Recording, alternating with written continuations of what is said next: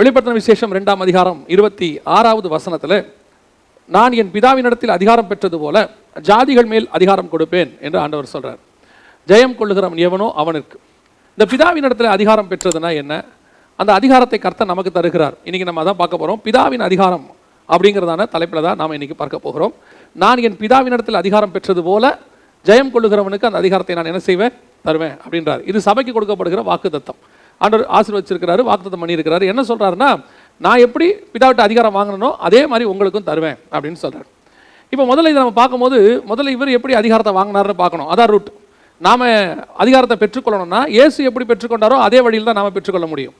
அவர் எதை ஜெயம் கொண்டாரோ அதை நம்ம ஜெயம் கொள்ளணும், அப்பதான் பெற்றுக்கொள்ள முடியும். அப்போ பிதாவினிடத்திலிருந்து இவர் அதிகாரத்தை எப்படி வாங்கினார்? இந்த பிதாவினிடத்தில் அதிகாரத்தை எப்பொழுது வாங்கினார் அப்படின்னு சொல்லி நீங்க பார்த்தீங்கன்னு சொன்னா, யோவான் எழுதின சுவிசேஷம் 13ஆம் அதிகாரம் 3வது வசனத்தை வாசிங்கள். யோவான் எழுதின சுவிசேஷம் 13ஆம் அதிகாரம் 3வது வசனத்தை வாசிங்க. தம்முடைய கையில் பிதா எல்லாவற்றையும் ஒப்பு கொடுத்தார் என்பதையும் தான் தேவனிடத்திற்கு போகிறதையும் இயேசு அறிந்து அப்படின்னு இருக்கு. 13ஆம் அதிகாரம் 3ஆம் வசனம் இந்த யோவான் எழுதின சுவிசேஷம் நடக்கிற சம்பவம் என்னன்னு கேட்டீங்கன்னா, அவர் கெத்செமனேக்கு போறதுக்கு முந்தின நாள் நைட், அன்றைக்கி நைட்டு நடக்கிற சம்பவம். அதாவது கம்யூனியன், நம்முடைய இதில் சொன்னோம்னா ராபோஜனம் நடக்குது. அப்போதான் அது முடிச்ச உடனே அவர் என்ன பண்றாரு? கால்களை கழுவி அவங்களுக்கு கம்யூனியன் கொடுக்குறாரு. நம்ம அதை ஃபுல்லாகவே வாசிக்கிறோம், பார்க்குறோம். இப்போதான் வசனம் சொல்லுது 13ஆம் அதிகாரம் 3ஆம் வசனத்தில், பிதா தனக்கு எல்லாவற்றையும் ஒப்பு கொடுத்தார் என்பதை அவர் அறிகிறார். எப்போ அறிகிறார்? ஒரு 33 வருஷம், இயேசு கிறிஸ்துவோடைய 33 வருஷம். அது உலகத்தினுடைய வாழ்க்கை முடிய போகுது, இன்னும் 2-3 நாளில் முடிய போகுது மாம்ச வாழ்க்கை. மறுநாள் அவரை சிலுவையில் அறைய போறாங்க. அன்னைக்கு நடக்கிற சம்பவம் வசனம் சொல்லுது, பிதா தனக்கு எல்லாவற்றையும் ஒப்பு கொடுத்தார். இப்போ நம்ம வெளிப்படுத்தல் 2ஆம் அதிகாரத்தில் வாசிச்சோம், நான் பிதாவினிடத்திலிருந்து அதிகாரத்தை பெற்றுக்கொண்டது போல அப்படின்னு. அப்போ இந்த அதிகாரம் இயேசுக்கு எப்போ வந்திருக்கு அப்படின்னு பார்த்தா, இயேசு இந்த பூமிக்கு வந்து ஏறக்குறைய 33 வருஷம் கழிச்சு தான் அது கிடைச்சிருக்கு அவர் கையில். இந்த வசனத்தின்படி பார்த்தீங்கன்னா பிதா தனக்கு எல்லாவற்றையும் ஒப்பு கொடுத்தார் என்பது. அப்போ இயேசுக்கு அதுக்கு முன்னாடி அதிகாரமே இல்லையா அப்படின்னு பார்த்தீங்கன்னு சொன்னால், அதுக்கு முன்னாடி இயேசு நீங்கள் பார்த்தீங்கன்னா மத்திய 4ஆம் அதிகாரத்தில் சாத்தானை ஜெயிக்கிறார். அதற்கு பிறகு பார்த்தீங்கன்னா காற்றையும் கடலையும் அடக்குகிறார். அதற்கு பிறகு பார்த்தீங்கன்னு சொன்னால் வியாதிகள் மேல் அவருக்கு அதிகாரம் இருக்கிறது. அவர் சிலுவைக்கு போகிறதுக்கு முன்னாடியே மரணத்தையும் அவர் என்ன செய்கிறாரு? உயிரோடு கூட எழுப்புகிறார். அப்போ இதெல்லாமே அவர் கொடுக்கப்பட்ட அதிகாரம் தானே. இயேசுக்கு கொடுக்கப்பட்ட அதிகாரம் என்னென்ன இருக்குன்னு பார்த்தீங்கன்னு சொன்னால், எத்தனையோ வியாதியஸ்தர்களை சுகமாக்கிட்டாரு, குருடர்கள் பார்வையடைகிறார்கள், செவிடர்கள் கேட்கிறார்கள், எல்லாமே நடக்குது. அதற்கு பிறகு பிசாசுகளை அதட்டினார், அவர் விரட்டுறார், பார்க்குறோம், துரத்தினார்னு இருக்கு. அதற்கு பிறகு காற்றையும் கடலையும் அதட்டினார்னு இருக்கு. இப்படி இயேசு இந்த 13ஆம் அதிகாரத்துக்கு முன்னாடியே, அதாவது சிலுவைக்கு போகிறதுக்கு முந்தின நாள் ராத்திரி, அதுக்கு முன்னாடியே இயேசுகிட்ட இவ்வளோ அதிகாரம் இருக்கு. ஆனால் இப்போதான் வசனம் சொல்லுது, பிதா தனக்கு எல்லாவற்றையும் ஒப்பு கொடுத்தார் என்பதை அறிந்து அப்படின்னு இருக்கு. அப்படின்னா இயேசுக்கு பிதா எந்த அதிகாரத்தை கொடுத்தாரு இந்த 13ஆம் அதிகாரத்தில்? இதுக்கு முன்னாடி இருந்ததுக்கு பேர் என்ன அப்படின்னு கேட்டீங்கன்னு சொன்னால், இது எல்லாமே அவருக்கு கொடுக்கப்பட்ட அதிகாரம் தான். ஆனால் 13ஆம் அதிகாரத்தில் ஸ்பெஷலாக பிதாவின் அதிகாரம் வருகிறது. இப்போ இயேசு இதுக்கு முன்னாடி செஞ்சதெல்லாம் பாருங்க. இதுக்கு முன்னாடி அவர் செஞ்ச எல்லாவற்றையும் ஒரு சிலர் செஞ்சிருக்கிறாங்க. மரித்தோரை உயிரோடு கூட எலியா எலிசாலாம் என்ன பண்ணியிருக்கிறாங்க? எழுப்பி இருக்கிறாங்க. அப்பத்தை மல்டிப்ளை பண்ணி கொடுத்துருக்காங்க. வியாதியஸ்தர்களை சுகமாக்கிறாங்க. நாகமான் சுகமாக்கி இருக்கிறாரு. பழைய ஏற்பாட்டில் இதெல்லாம் நடந்திருக்குது. இதெல்லாமே அவங்க செஞ்சிருக்கிறாங்க. கடலை போய் மோசே 2ஆக பிளந்திருக்கிறாரு. யோர்தானை அமைதிப்படுத்தி இருக்கிறாங்க. அப்போ இது எல்லாமே மனுஷன் செய்ய வேண்டியது தான். மனுஷனுக்கு கொடுக்கப்பட்ட அதிகாரம். எப்போ கொடுக்கப்பட்டது? ஆதாமுக்கு கொடுக்கப்பட்டது. சகலவற்றின் மேலும் கர்த்தர் அவனுக்கு என்ன செஞ்சாரு? ஆண்டு கொள்ளுங்கள் அதிகாரம் கொடுத்தார். அந்த அதிகாரத்திலே ஆதாம் இழந்துட்டார். அந்த அதிகாரத்தை ஒரு சிலர் மாத்திரம் செஞ்சு காட்டினாங்க, எங்ககிட்ட தேவன் வந்து இந்த அதிகாரத்தை கொடுத்துருக்கிறாருன்னு சொல்லி. ஆனால் பிதாவின் அதிகாரம் என்று இயேசு கிறிஸ்துவுக்கு என்று ஸ்பெஷலாக ஒன்று இருக்குது. அதான் 13ஆம் அதிகாரத்தில் அவர் சொல்றாரு, பிதா தனக்கு எல்லாவற்றையும் ஒப்பு கொடுத்தார் என்பதை அறிந்து. இப்போ பிதா தனக்கு ஒப்பு கொடுத்தார் என்பதை அறிந்து அப்படின்ற சொல்ற இடத்துல பிதாவின் அதிகாரம் என்ன அப்படின்னு பார்த்தீங்கன்னா, இந்த வசனத்துக்கு ஒத்த ஒரு வசனம் இருக்கு. அதாவது இந்த 13ஆம் அதிகாரம் 3ஆம் வசனத்தில் பிதா அவருக்கு எல்லாவற்றையும் ஒப்பு கொடுத்தார். எப்போ ஒப்பு கொடுக்கிறார்? அந்த கம்யூனியனுக்கு போகிற இடத்துல ஒப்பு கொடுக்கிறார். அதே சம்பவம், இந்த சம்பவத்துக்கு ஒத்த ஒரு வசனம் எங்க இருக்குன்னு கேட்டீங்கன்னா, பிலிப்பியருக்கு எழுதின நிருபம் 2ஆம் அதிகாரம். பிலிப்பியருக்கு நிருபம் 2ஆம் அதிகாரம் 9ஆம் வசனம். ஆதலால் தேவன் எல்லாவற்றுக்கும் மேலாக அவரை உயர்த்தி அப்படின்னு இருக்கு. ஏன் இந்த இடத்த நம்ம எடுக்கிறோம், இந்த இடத்துக்கு ஏன் வரோம் அப்படின்னு பார்த்தீங்கன்னு சொன்னா, இயேசு கிறிஸ்து அங்கே பிதா தனக்கு ஒப்பு கொடுத்தார் என்பதை அறிந்து அவர் என்ன பண்ணாரா? சீலையை கட்டி கால்களை கழுவ தொடங்கினார் அப்படின்னு பார்க்கிறோம். இந்த இடத்துல வசனம் சொல்லுது, தம்மை தாமே வெறுமையாக்கி அடிமையின் ரூபம் எடுத்து மனுஷ சாயலானார் அப்படின்னு இருக்கு. இந்த அடிமையின் ரூபம் எடுத்து அப்படிங்கிறது எங்க நடக்குதுன்னு கேட்டீங்கன்னா, அந்த 13ஆம் அதிகாரத்தில் தான் நடக்குது. யோவான்ல என்ன அடிமையின் ரூபம்? அவர் என்ன பண்றாரு? சீலையை எடுத்து இடுப்புல கட்டுறார். அது அடிமைகள் கட்டுறது. நீங்க பாத்தீங்கன்னு சொன்னா, முந்தியெல்லாம், இப்போ அதெல்லாம் பார்க்க முடியாது. முந்தியெல்லாம் பாத்தீங்கன்னு சொன்னா, வீட்டில் வேலைக்காரர்கள் இருந்தாங்கன்னா சாப்பிட்டு முடிச்ச உடனே ஒரு துண்டை வச்சுக்கிட்டு நிற்பாங்க. அந்த அவங்க நின்றுட்டு அவங்க சிலர்லாம் பார்த்தீங்கன்னு சொன்னால் இடுப்பில் துணி மாதிரி வச்சிருப்பாங்க, அதை எடுத்து கொடுப்பாங்க, அவங்க துடைப்பாங்க. இப்போ கூட ஹோட்டல்ஸ்லாம் போனால் டிஷ்யூ பேப்பர் எடுத்து கொடுப்பாங்க, அதெல்லாம் நடக்குது. அது ஒரு காலத்தில் அடிமைகள் செய்கிற வேலை. காலை கழுவுதல், அந்த தண்ணி ஊற்றி கழுவி காலத்தோட, இதான் அடிமையின் ரூபம். இந்த அடிமையின் ரூபம் எடுத்த இயேசு கிறிஸ்து, இந்த சம்பவம் பிலிப்பியர் 2ஆம் அதிகாரத்தில் சொல்லப்பட்டிருக்கிற இந்த சம்பவமும் 13ஆம் அதிகாரத்தில் அந்த இடத்துல இயேசு செய்யறதும் கரெக்டாக இருக்கும், அப்படியே இருக்கும். இப்போ பிதா அவருக்கு அதிகாரத்தை ஒப்பு கொடுத்தாருன்னா என்ன ஒப்பு கொடுத்தார், இந்த இடத்துல என்ன அதிகாரம் கொடுக்கப்படுது அப்படின்னு பிலிப்பியருக்கு எழுதும்போது 9ஆம் வசனம் சொல்லுது, ஆதலால் தேவன் எல்லாவற்றுக்கும் மேலாக அவரை உயர்த்தி. இப்போ மற்ற இயேசு செய்த அற்புதங்கள் அதிசயங்கள் எல்லாமே அதுக்கு முன்னாடி சில மனுஷர்கள் செய்திருக்கிறார்கள். யார் செஞ்சிருக்கா? எலியா செஞ்சிருக்காங்க, எலிசா செஞ்சிருக்காரு, மோசே செஞ்சிருக்காங்க, பழைய ஏற்பாட்டில் நிறைய பேர் செஞ்சிருக்காங்க. அதைத்தான் இயேசு கொஞ்சம் இங்கேயும் செஞ்சிருக்கிறார். அதெல்லாம் மனுஷனுக்கு தேவன் என்ன அதிகாரம் கொடுத்தார் என்பதை இயேசு நிரூபிச்சு காட்டினது. ஆனா பிதா இவருக்கு என்ன கொடுத்தாருன்னு பாத்தீங்கன்னா, எல்லாரை பார்க்கிலும் மேலாக அவரை உயர்த்தி, எல்லாவற்றுக்கும் மேலாக என்ன செய்யறாரு? அவர் உயர்த்துறார். எபிரேயர்கள் நிருபம் 1ஆம் அதிகாரத்தில் நீங்க வாசிச்சீங்கன்னு சொன்னா 4வது வசனம், இவர் தேவதூதரை பார்க்கிலும் எவ்வளவு விசேஷித்த நாமத்தை சுதந்திரித்துக் கொண்டாரோ அவ்வளவு அதிகமாக அவர்களிலும் இவர் மேன்மை உள்ளவர். ஆனா இவர் பிறக்கும் போது எப்படி பிறந்தாரு? தேவதூதரிலும் சற்று சிறியவன் ஆக்கினார் மனுஷனை. அப்படிதான் இயேசு மனுஷ ரூபம் எடுத்தார். நம்மள மாதிரியே சாதாரணமா தான் பிறந்தார். ஆனா அந்த 33 ஆண்டு காலம் இயேசு நிரூபித்திருக்கிறார். அந்த 33 ஆண்டு காலம் இயேசு நிரூபிச்சு பிதா அவர்கிட்ட தன் அதிகாரம் முழுசையும் ஒப்பு கொடுக்கிறதுக்கான அந்த காரியத்தை அவர் பெற்றிருக்கிறார். இப்ப இயேசு என்ன நிரூபிச்சிருக்கிறாரு, என்ன பண்ணாரு அப்படின்னு பாத்தீங்கன்னு சொன்னா, இயேசு கிறிஸ்து நம்மை போலவே இருந்தாலும் கூட எபிரேயர்கள் நிருபம் 4ஆம் அதிகாரம் 15வது வசனத்துல நம்மை போல எல்லா விதத்திலும் சோதிக்கப்பட்டு, இயேசு கிறிஸ்து பிதா மனுஷ ரூபா எடுத்து கொண்டு வந்து எங்க வச்சாருன்னா அரண்மனையில் வைக்கல. எங்க கொண்டு போய் வச்சாருன்னா ஒரு தச்சன் வீட்டில் தான் கொண்டு போய் வச்சாரு. நம்மை போல அவருக்கு பசி உண்டு, நம்மை போல வாழ்க்கையில் கஷ்டம் உண்டு, வேலை செஞ்சு அவர் கையின் பிரயாசத்தை தான் அவர் சாப்பிடணும். இப்போ இயேசு கிறிஸ்துவ 8ஆம் நாளில் போய் தேவாலயத்தை கூட்டிகிட்டு வராங்க, இந்த விருத்த சேதனம் பண்ணுவதை கூட்டு வராங்க. என்ன கொண்டு வந்தாங்கன்னா வசனம் சொல்லுது, புறா குஞ்சுகளை கொண்டு வந்தாங்கன்னு இருக்கு. புறா குஞ்சுகளை யார் கொண்டு வருவாங்க அப்படின்னு பார்த்தீங்கன்னா ஏழைகள் தான் கொண்டு வருவாங்க. பணக்காரங்களாம் ஆடு மாடெல்லாம் பலி கொடுப்பாங்க. ஆனால் ரொம்ப ஏழையாக இருக்கிறவங்க என்ன கொண்டு வராங்கன்னா இருக்கிறதே புறா குஞ்சு கொண்டு வருவாங்க. அப்போ இயேசு கிறிஸ்துவனுடைய குடும்பம் ரொம்ப ஏழ்மையான ஒரு குடும்பம் தான். அவர் தாமே நம்மை போல எல்லா விதத்திலும் சோதிக்கப்பட்டு, நாம என்ன நினைக்கிறோம், இயேசு கிறிஸ்து அப்படின்னு சொன்ன உடனே பெரிய கோடீஸ்வரர் இருப்பாரு, அவருக்கு எல்லாமே மேஜிக்கில் கிடைச்சிரும், அப்படின்னா அப்பா வந்துடும், இப்படின்னா தண்ணி வந்துடும், அப்படி அல்ல. அவர் தாமே நம்மை போல எல்லா விதத்திலும் சோதிக்கப்பட்டு 30 ஆண்டு காலம் இயேசு கிறிஸ்து நம்மை போல எல்லா விதத்திலும் சோதிக்கப்பட்டார். ஒரு மனுஷத்துக்குரிய என்னென்ன சோதனைகள் உண்டோ எல்லா சோதனையும் இயேசு ஜெயிச்சு காட்டினார். இன்னொரு வசனம் சொல்லுது, யோவானுக்கு எழுதின சுவிசேஷம் 1ஆம் அதிகாரம் 46வது வசனத்துல நாத்தான்வேல் சொல்றாரு, நாசரேத்திலிருந்து நன்மை தோன்றுமோ. ஒவ்வொருத்தரும் இதுக்கு ஒவ்வொரு விளக்கம் கொடுக்குறாங்க. நாசரேத்திலிருந்து நன்மை தோன்றுமோங்கிறதுக்கு, நாசரேத் ஒரு மோசமான ஊர் அப்படிங்கிறதுக்கு நிறைய பேர் நிறைய விளக்கங்கள் கொடுக்குறாங்க. எந்த அளவுக்கு எது உண்மைன்னு தெரியாது. எனக்கு ஒரு கமெண்ட்ரியில் நான் படிச்சதை சொல்றேன், ஒருத்தர் எனக்கு சொன்னதை நான் உங்களுக்கு சொல்றேன். நாசரேத்துங்கிறது அங்கே எல்லாவித பாவங்களும் இருக்குமா. அந்த பாவத்துக்கு பெருகின இடம், பாவம் பெருகின இடம் தான் நாசரேத்தாமா. அந்த இடத்துல இருக்கிறவங்க நல்லவங்களா இருக்கவே முடியாதான். நம்ம கூட சில ஏரியாக்கள் இருந்தால் அந்த ஏரியாவில் இருக்கிறையா அவன் எப்படியா இருப்பான் அப்படின்னு நம்ம சொல்லுவோம். அது ஒரே ரவுடி ஏரியாயா அப்படின்னு நம்ம சொல்லுவோம். அந்த மாதிரி நாசரேத்துங்கிறது ஒரு மோசமான ஊராமா. அந்த இடத்துல இருந்து இயேசு வரார். அதனால தான் அவன் கேட்கிறான், நம்ம நாசரேத்திலிருந்து நன்மை தோன்றுமோ அப்படின்னா பார்த்தீங்கன்னா இருக்கிறதே இந்த ஒஸ்ட் பிளேஸ்ல இயேசு இருந்துட்டு வந்திருக்கிறாரு. நம்மை போல எல்லா விதத்திலும் சோதிக்கப்பட்டிருக்கிறார். 30 ஆண்டு காலம் அதை நிரூபிச்சிருக்கிறார் இயேசு கிறிஸ்து. இன்னொரு 3.5 வருஷம் ஊழியத்தில் நிரூபிச்சிருக்கிறார். எல்லாத்தையும் நிரூபிச்ச பிறகுதான் வசனம் சொல்லுது, பிதா அவருக்கு எல்லாவற்றையும் ஒப்பு கொடுத்தார். இப்ப இயேசு சொல்றாரு, நான் பிதாவிடத்தில் அதிகாரம் பெற்றது போல உங்களுக்கு தருவேன்னா நீங்களும் நானும் அதை நிரூபிக்க வேண்டியது அவசியமா இருக்கிறது. நமக்கு வைக்கப்படுகிற சோதனைகளில் ஜெயிக்க வேண்டியது அவசியமா இருக்கு. இன்னைக்கு நாம என்ன நினைக்கிறோம், எல்லாமே ரொம்ப ஈஸியா கிடைக்கணும்னு நினைக்கிறோம். நமக்கு ஏற்ற மாதிரி சில பிரசங்கியாரும் வந்துடுறாங்கன்னு வச்சுக்கோங்களேன். எல்லாமே ரொம்ப ஈஸி.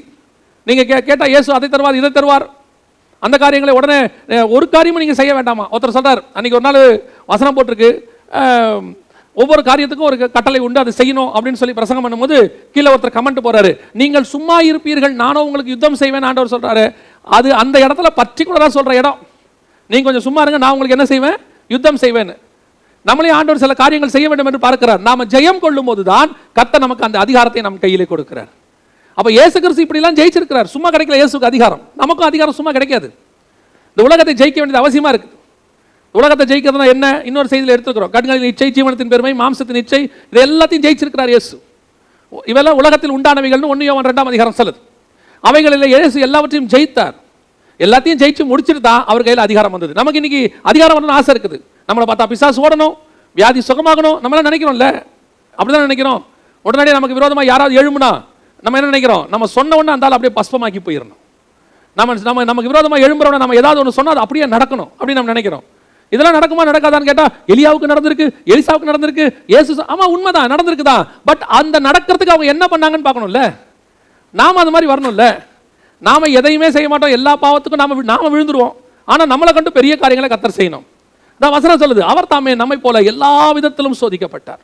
எல்லாத்திலையும் சோதிச்சு நாசரேத்துலேருந்து வந்து ஒருவேளை நம்ம இன்னைக்கு என்ன பண்ணுறோம், நம்ம இருக்கிற இடத்த குற்றப்படுத்துகிறோம். நான் இருக்கிற ஆஃபீஸ் அப்படிங்க, அங்கே இருந்துட்டு அவ்வளோ உண்மையெல்லாம் இருக்க முடியாது, ஆஃபீஸில் நாங்கள் அவ்வளோ பர்ஃபெக்டாக பரிசுத்தமெல்லாம் இருக்க முடியாது, நான் இருக்கிற ஏரியா ஒரு மோசமான ஏரியா, நான் இருக்கிற நான் ஒருத்தர்கிட்ட அசிஸ்டண்ட்டாக இருக்கிறேன், அவர் ரொம்ப மோசமானவர், இப்படி நம்ம அந்த சர்க்கம்ஸ்டன்ஸை சொல்லிக்கிட்டு இருக்கிறோம். ஆனால் வேதம் சொல்லுது இயேசு அதையெல்லாம் கடந்து தான் வந்திருக்கிறார். எப்பவுமே அடுத்தவங்க மேலே பழிய போடவே போடாதீங்க.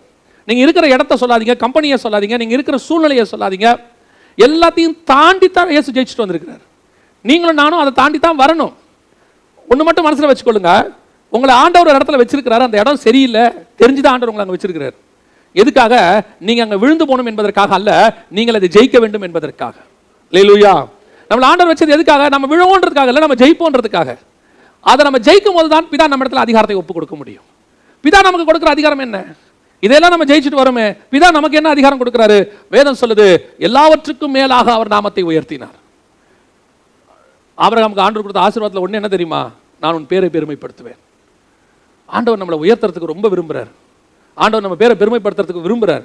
ஒரு விஷயத்தை மட்டும் நல்லா தெரிஞ்சுக்கொள்ளுங்க, நம்முடைய ஆண்டவரை மாதிரி ஆசீர்வதிக்கிறதுக்கு உலகத்தில் வேற யாருமே கிடையாது. நிறைய பேர் என்ன நினச்சிக்கிறாங்கன்னா, நான் வந்து ஆசீர்வாதத்துக்கு விரோதின்னு நினச்சிக்கிறாங்க. என்ன நினைக்கும் போது அப்படி நினச்சிட்டு அவர் வந்து ஆசீர்வாதனால அவருக்கு பிடிக்காது. யார் சொன்னது? எனக்கு நல்லா பிடிக்கும் ஆசீர்வாதம். ஆசீர்வாதம் வேணான்னு யாராவது சொல்லுவாங்களா? எனக்கு என்ன ஒரே விஷயம், நான் சொல்கிறது ஒரே விஷயம் என்னென்னா, ஆசீர்வாதத்தை பெற்றுக்கொள்வதற்கான வழியில் தான் நாம் முரண்படுகிறோம். நிறைய பேர் ஆசீர்வாதத்தை பெற்றுக்கொள்றதுக்கு நீ ஒன்றும் செய்ய வேணா, சும்மா இருந்தால் போதும், நீ எப்படி இருந்தாலும் பெற்றுக்கொள்ளலான்றாங்க. அப்படி கிடையாதுன்னு நம்ம சொல்கிறோம், அவ்வளோதான். இப்போ பிதா நமக்கு ஆசீர்வதிக்கிறாரு. எப்படி ஆசீர்வதிப்பாரா? வசனம் சொல்லுது, எல்லாவற்றுக்கும் மேலாக அவரை உயர்த்தி. எல்லாவற்றுக்கும் மேலாக. ரொம்ப ஆச்சரியமான ஒரு விஷயங்க. அப்படி உலக பிரகாரமாக ஆண்டவர் நமக்கு செய்வாரா? நான் ஒரு ஊழியரை குறித்து கேள்விப்பட்டேன். அந்த ஊழியர், நான் சொல்கிறது தமிழ்நாட்டில் உள்ள ஊழியர், அந்த ஊழியருக்கு ஆண்டவர் ஒரு ஆசீர்வாதத்தை கொடுத்திருந்தார். எப்படிப்பட்ட ஆசீர்வாதம்னா, அவர் வீட்டிலேருந்து புறப்படுவார். அவர் வீட்டிலேருந்து புறப்பட்டார்னா மீட்டிங்க்கு புறப்படும் போது, மீட்டிங் வந்து ஒரு 5 கிலோமீட்டர் தள்ளி இருக்கும். இவர் வீட்டிலேருந்து புறப்படுவார். அவர் காலத்தில் அவர் பைக்கில் தான் வருவார். அவர் பைக்கை ஸ்டார்ட் பண்ண உடனே அந்த 5 கிலோமீட்டர் தள்ளி இருக்கிறதான திடல்ல இருந்து அங்கே இருக்கிற பிசாசு சொல்லுமா, ஐயோ அவன் புறப்பட்டுட்டான் நான் ஓடுறேன்னு சொல்லுமா. அப்படின்னா ஆண்டவர் அவருக்கு எவ்வளோ அதிகாரம் கொடுத்துருக்கிறார் பாருங்க. இத்தனைக்கு அவர் ஜோமன்ல விரட்டல பிசாசை, எதுவுமே செய்யலை. ஒரு முறை ஒரு வெளிநாட்டுக்கு போயிட்டு அவர் ஃப்ளைட் ஏற போறாரு. ஏற போகும்போது திரும்பி அவர் வெளியே அனுப்ப வந்தவங்கள திரும்பி பார்த்து இப்படி கையாட்டினாரு. அந்த பகுதியில் இருந்த பிசாசு போ சொல்றாங்கன்னு நினைச்சிட்டு பொத்துன்னு கீழே விழுந்துருச்சான். 10-15 பேர் கீழே விழுந்துட்டாங்களாம். இது இவர்கிட்ட மட்டும் நான் கேள்விப்பட்டதில்லை. இன்னொரு ஊழியக்காரமா மீட்டிங் முடிச்சுட்டு அவங்க ரொம்ப கூட்டமாயிருச்சுட்டு அவங்களை பின்பக்க வழியாக கூட்டிகிட்டு போகிறாங்க. அப்போ அந்த ஹோட்டலில் அவங்க கிச்சன் வழியாக போகிறாங்க. அவங்கள பாதுகாப்பாக பாடி கார்ட்ஸ் கூப்பிட்டு போகிறாங்க. அந்த அம்மா வேகமாக போயிட்டே இருக்கிறாங்க. அந்த ஒர்க் பண்ணுறவங்க ஒரு 20-30 பேர் இருந்திருக்கிறாங்க. இவங்க போன வேகத்தில் இந்த அம்மாக்குள்ள இருந்த அபிஷேகம் அங்கிருந்த பிசாசெல்லாம் பொத்துன்னு விழுந்துச்சான். இவங்க விரட்டவே இல்லை, ஆனால் அங்கிருந்து விழுந்தது. இதுதான் சொல்கிறேன், பிதா நம்மை அந்த அளவுக்கு அதிகாரப்படுத்தி வைப்பதற்கு வல்லமை உள்ள தேவனாகவே இருக்கிறார். நம்ம ஆண்டவர் அதுக்கு நம்ம தருவார். அந்த அதிகாரத்தை கத்த நமக்கு தர வல்லமை உள்ளவராக இருக்கிறார். நாம அதுக்கு தகுதி உள்ளவங்களா மாறணும். நாம எவ்வளவுக்கு எவ்வளவு நம்மளை பரலோகம் நம்புதுன்னு ஆண்டவர் பார்க்கணும். நமக்கு பரலோகம் நம்மளை நம்பணும், நம்மளை நம்பி பரலோகம் ஒப்படைக்கணும். அந்த இடத்துக்கு நீங்கள் நானும் வரணும். இயேசுக்கு அதுக்கு 33 வருஷம் ஆச்சு. 33 வருஷம் கழிச்சு இயேசு அந்த அதிகாரத்தை பெற்றுக்கொள்கிறார். அதுக்கு முன்னாடி அவருக்கு இருந்த அதிகாரம் வேறு. திருப்பியும் சொல்றேன், அது மனுஷனுக்கு கொடுக்கப்பட்ட அதிகாரம், ஆதாமுக்கு கொடுக்கப்பட்ட அதிகாரம். ஆனா பிதா கொடுத்த விசேஷமான அதிகாரம் எல்லாவற்றுக்கும் மேலாக உயர்த்தி. 2வது வசனம் சொல்லுது, அதே பிலிப்பியர்கள் நிருபம் 2ஆம் அதிகாரம் 10வது வசனம் சொல்லுது, வானோர் பூதலத்தோர் பூமியின் கீழுள்ளோர் யாவருடைய முழங்கால்களும் அவருக்கு முன்பாக முடங்கும். வானோர்னா என்ன? வானத்தில் உள்ள தூதர்கள், வானமண்டலத்தின் பொல்லாத சேனைகள். 2வது பூமியில் உள்ளோர் மனுஷங்க. இந்த பூமியில் உள்ளதான மனுஷன், காற்று, கடல், இங்கே இருக்கக்கூடியதான மிருகங்கள் எல்லாம் அவருக்கு முன்பாக முழங்கால் படுகிறோம். அதை தாண்டி பூமியின் கீழ் உள்ளோர், பாதாளத்தில் உள்ளவங்க. எவ்வளோ பெரிய விஷயம் பாருங்க. அப்படிப்பட்டதான அதிகாரத்தை யாருக்கு கொடுத்தாராமா? இயேசு கிறிஸ்துவுக்கு கொடுத்தாராமா. இந்த அதிகாரம் இயேசு சொல்றாரு, பிதா எனக்கு கொடுத்தது போல நான் உங்களுக்கு தருவேன். இப்படி ஒரு விஷயம் இருக்குன்றதே நமக்கு தெரியுமான்னு தெரியாது. நாம இன்னும் பல விஷயங்களை பரலோகம் நமக்கு நியமிச்சு வச்சதை நம்ம யூஸ் பண்ணாமையே இருக்கிறோம்.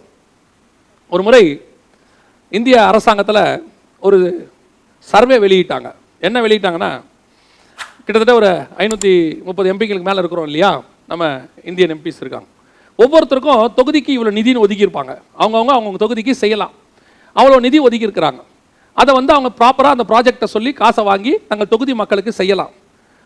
ஒரு இயர் எண்டில் அவங்க வெளியிடுறாங்க, எந்தெந்த தொகுதி எம்பிஸ் வந்து ஒரு பைசா கூட என்ன செய்யலையா, கவர்மெண்ட்டுக்கு வாங்கலையா. அப்படின்னா என்ன அர்த்தம்? இவங்க தொகுதிக்கு ஒன்றுமே செய்யலைன்னு அர்த்தம். அப்படியே கவர்மெண்ட்டுக்கு அந்த பணம் இருக்காமா, அப்படியே வச்சிருக்கிறாங்க. தமிழ்நாட்டு எம்பி ஒருத்தர் கூட அப்படியே பண்ணியிருந்தார், அவர் பேரும் வந்துருந்துச்சு. ஒரு பைசா வாங்கலையாமா, அப்படியே கவர்மெண்ட் இருந்துச்சான். அதை படிக்கும் போது எனக்கு ஆண்டவர் உணர்த்துறது என்னன்னா, இதே மாதிரி தான் ஆவிக்குரியவர்களாகிய நமக்கும் கர்த்தர் அநேக காரியங்களை பரலோகத்தில் வைத்திருக்கிறார். இந்த பூமியில பயன்படுத்தும்படிக்கு, ஆத்ம ரட்சிப்புக்கு பயன்படுத்தும்படிக்கு ஆண்டவர் அநேக காரியங்களை நமக்கு வச்சிருக்கிறார். ஆனா இதை யூஸ் பண்றதே கிடையாது. நம்மளை பொறுத்த வரைக்கும் ஆவிக்குரிய வாழ்க்கைனா என்ன, வந்தோம் கொஞ்ச நேரம் உட்கார்ந்தோம், 2 மணி நேரம் ஆராதிச்சோம் போனோம். ஒரு காலத்தில் இதுவே பெருசு, இப்போ இன்னும் பெருசு. ஆராதிக்க வர்றதே பெரிய விஷயம். அந்த அளவுக்கு நம்ம வந்துட்டோம் இப்போ. ஏன்னா ஆராதிக்க கூடி வரவே முடியல, இப்போ கூடி வரதுக்கு ஒரு வாய்ப்பு கிடைச்சிருக்கு. இதுவே இப்போ பெரிய விஷயம். ஆனால் பரலோகம் பார்க்குது இதல்ல. பரலோகம் உங்களுக்கும் எனக்கும் பல காரியங்களை வச்சிருக்கு, மேன்மையான காரியங்கள். அதில் ஒன்று வசனம் சொல்லுது, இயேசுவுக்கு முன்பாக வானோர் பூதலத்தோர் பூமியின் கீழ் உள்ளோர் யாருடைய முழங்கால்கள் என்ன செய்யுமா, முடங்கும். அந்த அதிகாரத்தை இயேசு யார்கிட்ட கொடுத்துருக்கிறாரு, நம்மகிட்ட கொடுத்துருக்கிறாரு. யோசிச்சு பாருங்க, வானமண்டலத்தின் பொல்லாத சேனைகள் எல்லாம் இயேசு நமக்கு கொடுத்துருக்கிற நாமத்தின் மூலமாக அந்த நாமத்தை யூஸ் பண்ணும்போது அவைகள் எல்லாம் நமக்கு முன்பாக முடங்கும். இன்னைக்கு நாம பிசாச நமக்கு முன்பாக முடங்குதா, நாம பிசாசை பார்த்து நடுங்குறோமா? நாம பிசாசை பார்த்து நடுங்குறோம். பிசாசு துரத்துற ஊழியன்னு சொன்னாலே பாதி பேர் கிளம்புறதில்ல வீட்டை விட்டு.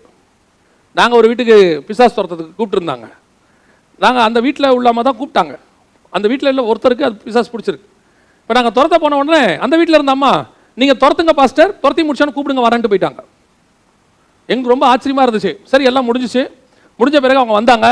இப்போ அவங்கள கேட்டோம், ஏன் நீங்கள் போயிட்டீங்கன்னு கேட்டோம். அப்போ அவங்க சொன்னாங்க, அது போகிற வேகத்தில் எனக்குள்ளே வந்துருச்சுன்னா.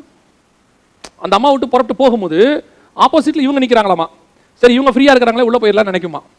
அவங்க சொல்கிறாங்க, அது போகிற வேகத்தில் எனக்குள்ளே வந்துருச்சுன்னா. நாம பிசாசை பார்த்து இப்போ எந்த அளவுக்கு ஆகிட்டோம், நடுங்கிற இடத்துக்கு வந்துட்டோம். வசனம் சொல்லுது, அவைகள் நமக்கு முன்பாக முழங்கால் படிக்கிடும். பாருங்க, அப்போஸ்தலர்கள் போகிறாங்க, ஒவ்வொரு கிராமத்துக்கு போகும்போது பிசாசே வந்து தானாவே ஆடுதாமா.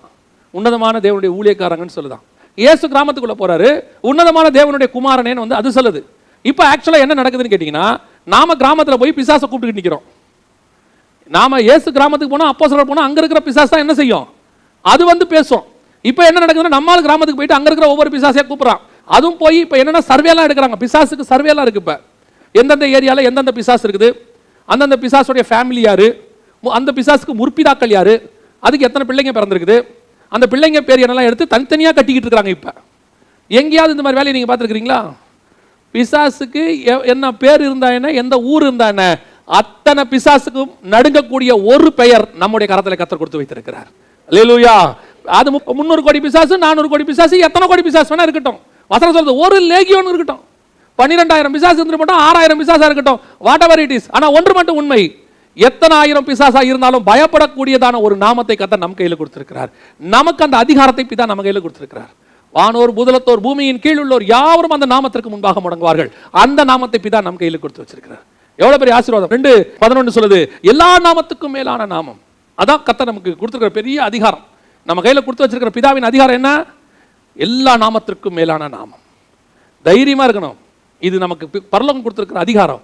இன்னைக்கும் நம்ம ஆட்கள் இருட்டில் போக மாட்டேங்குது. இன்னைக்கும் நம்ம ஆட்கள் சுடுகாடு பக்கம் போக மாட்டேங்குது. கேட்டு பாருங்க, ஐயோ நைட்டில் சுடுகாடு பக்கம் போகக்கூடாது. ஏன், என்ன போனா என்ன, அங்கே உட்காந்துருக்கவங்க யாரும் ஏஞ்சி வந்துருவாங்களா? அவங்க சொல்றாங்க, இல்லை அந்த பிசாசு பிடிச்சவன் சுடுகாட்டில் தானே இருந்தான், அவன் கல்லறைகளில் இருந்தான் இருக்குது. ஒரு பிசாசு பிடிச்சாமா சர்ச்சில் இருந்துச்சு. பைபிள் வசனம் அப்படி தானே சொல்லுது. ஒரு அம்மா எங்கே இருந்துச்சு, சர்ச்சிலே இருந்துச்சு. அதுக்காக சர்ச்சுக்கு போகாம விட்டுற முடியுமா? கவனிச்சுக்கொள்ளுங்க, எல்லாவற்றுக்கும் மேலான அதிகாரத்தை பிதா நம் கையில் கொடுத்து வச்சிருக்கிறார். அந்த அதிகாரத்தை இயேசு கிறிஸ்துவின் மூலமாய் நாம் பெற்றிருக்கிறோம். அந்த அதிகாரத்துக்கு அடையாளம் தான் அவருடைய மேலான நாமம். எதை கண்டு ஒரு நாளும் பயப்படாதீங்க, தைரியமா இருங்க. அதிகாரம் கொடுங்க, கட்டளை கொடுங்க. நீங்கள் சர்ப்பங்களை மிதிப்பீர்கள்னு இருக்கு, பிசாசுகளை துரத்துவீர்கள்னு இருக்கு, காற்றும் கடலும் நமக்கு முன்பாக அடங்கும். ஆண்டவர் கேட்கிறார், ஏன் அற்ப விசுவாசியை பயப்படுறேன்னு கேட்கிறாரு. அதுவும் இந்த கடைசி காலத்தில் அந்த அதிகாரத்தை பயன்படுத்துகிற சபையாக நம்முடைய சபை இருக்கணும். சபைக்குள்ள இருக்கிற ஒவ்வொரு விசுவாசியும் அந்த அதிகாரத்தை பயன்படுத்துகிறதா இருக்கணும். கொரோனாவை பார்த்து நீங்க பயப்படக்கூடாது, உங்களை பார்த்து தான் கொரோனா பயப்படணும். ப்ரிகாஷன்ஸ் எடுக்க வேண்டியது அவசியம். நான் சொல்றேன், கொரோனாக்காக மாஸ்க் போடாதீங்க, எப்பவுமே மாஸ்க் போடுங்க. நம்ம ஊருக்கு மாஸ்க் கண்டிப்பாக போட்டு தான் ஆகணும் டஸ்ட்டுக்கு. கொரோனாக்காக மாஸ்க் போட்டது நல்லது. அதை விட முக்கியம் எப்பவும் மாஸ்க் போடணும். முந்தியெல்லாம் பார்த்தா நம்ம எல்லாம் கட்சி கட்டிட்டு தான் போவாங்க. நிறைய பேர், நிறைய சிஸ்டர்ஸ் பார்த்தீங்கன்னா வண்டியில் போகும்போது முகத்தை மூடிக்கிட்டு தான் போவாங்க. ஏன்னா டஸ்ட் அப்படி இருக்கும். சிலர்லாம் இது வரைக்கும் போட்டிருப்பாங்க. காரணம் டஸ்ட். அதுக்கு நீங்கள் பாதுகாப்பாக போகிறது நல்லது. ஆனால் கொரோனாவை கண்டு பயப்படாதிருங்கள். நம்மளை பார்த்து தான் வியாதி பயப்படணும். இந்த கொரோனாக்கு மட்டும் இல்ல, இதுக்கு அப்புறம் எந்த வியாதி வந்தாலும் அதுக்கும் சேர்த்து தான் இயேசு காயத்தை பட்டிருக்கிறார். அவருடைய காயங்களால் நாம் குணமாகிறோம்னு சொன்னா, இன்னைக்கு வர டெங்குக்குமே அவர் காயப்பட்டுட்டார். இன்னைக்கு வரக்கூடிய கொரோனாக்கும் அவர் காயப்பட்டுட்டார். கொரோனாக்கு அப்புறம் வேற எது வந்தாலும் அதுக்கும் அவர் காயங்களில் மருந்து இருக்கிறது. இந்த அதிகாரத்தை நம் கையிலே, நம்முடைய சபையிலே கர்த்தர் கொடுத்து வச்சிருக்கிறார். ஒவ்வொரு விசுவாசியும் அந்த தைரியமா தான் போகணும். நீங்க வரும்போது எப்படி பயந்துட்டு வந்தீங்கன்னு தெரியாது, போகும்போது நீங்க தைரியத்தோடு தான் போகணும். காரணம், உங்கள் கையிலே பிதாவின் அதிகாரம் கொடுக்கப்பட்டிருக்கிறது.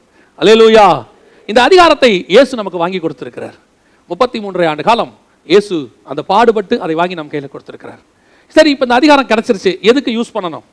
இந்த அதிகாரத்தை ஆண்டவர் நினைச்சிருக்கிறாரு, நம்ம கையில் கொடுத்திருக்கிறாரு. இதை எதுக்காக நம்ம யூஸ் பண்ணணும்? அதிகாரம் பெற்றவுடன் என்ன செய்யணும்? இயேசு என்ன செஞ்சாரு? அதை மட்டும் நீங்க யோவான் எழுதின சுவிசேஷம் 13ஆம் அதிகாரத்தை திருப்பிக் கொள்ளுங்க. இப்போ நம்ம அதில் இருந்தா பார்க்க போறோம்.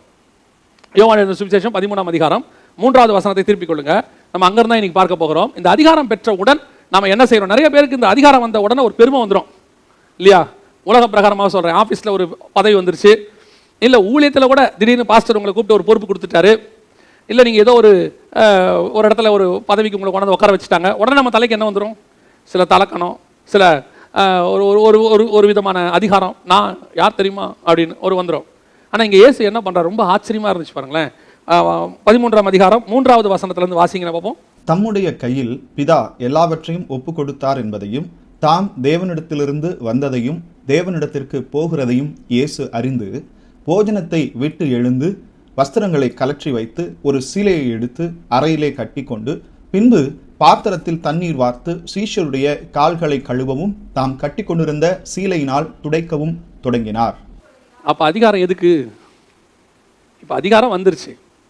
அதிகாரம் எப்போ வந்திருக்குது? இப்போ பிடிச்சிட்டு போறாங்க. நைட்டு கெத்செமனேக்கு போக போறாரு. அவர் என்ன பண்ண போறாங்க? பிடிச்சிட்டு போறாங்க.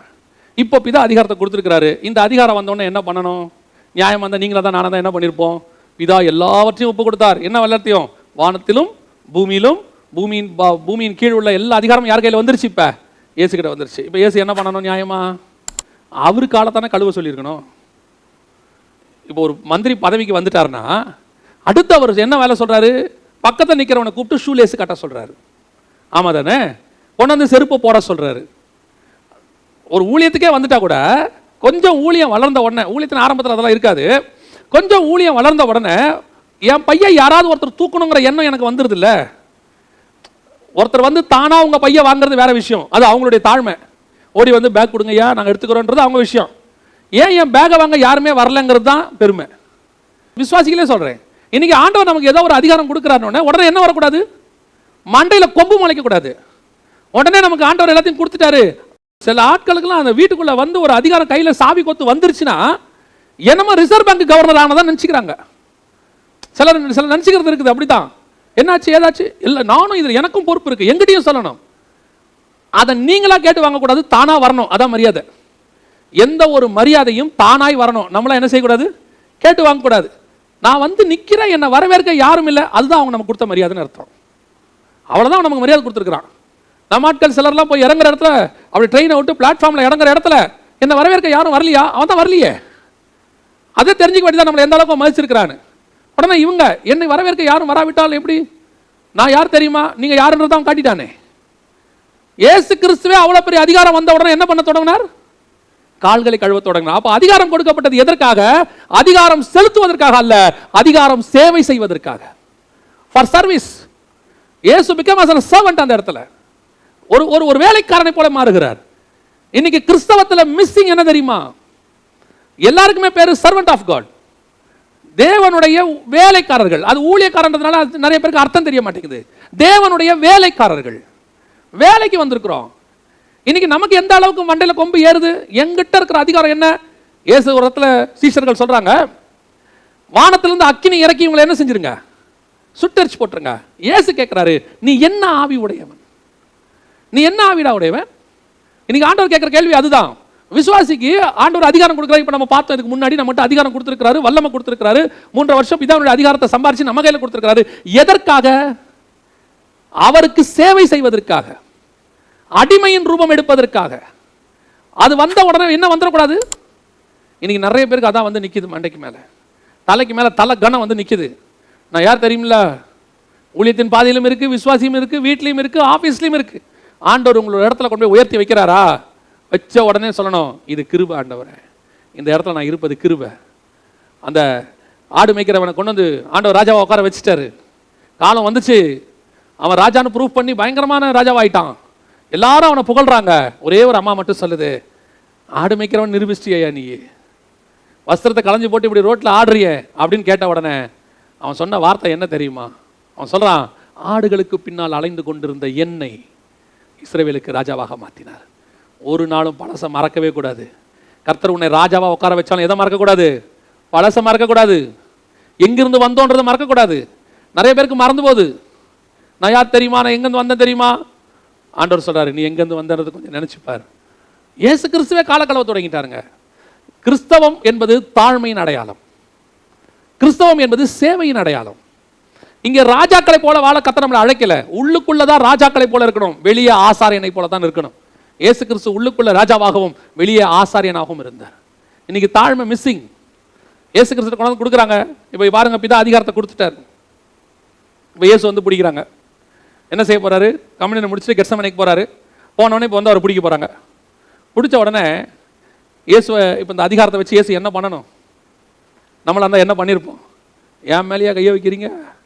பார்க்குறியா, நான் கூப்பிட்டா ஒரு லேகியோனுக்கு அதிகமான ஆட்களை பிதா எனக்கு அனுப்புவார். பார்க்குறியா, ஒரே நிமிஷத்தில் எல்லாத்தையும் என்ன செய்கிறோம் பார். நம்மளா தான் அதான் செஞ்சிருப்போம். ஏன்னா இப்போ நம்மகிட்ட என்ன இருக்குது?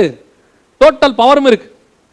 இயேசு வந்து 18ஆம் அதிகாரம், யோவான் எழுதின சுவிசேஷம் 18ஆம் அதிகாரத்தில் இயேசுவை கெத்செமனேல வந்து பிடிக்கிறாங்க. 6வது வசனத்தில் பிடிச்ச உடனே இயேசு அந்த இடத்துல, யாரை தேடுகிறீர்கள்? உடனே அவங்க சொல்றாங்க, நசரேயனாகிய இயேசுவை தேடுகிறோம். உடனே அவர், நான் தான் என்று சொன்னார். உடனே அங்கே இருந்தவங்க எப்படி இருந்தாங்களா?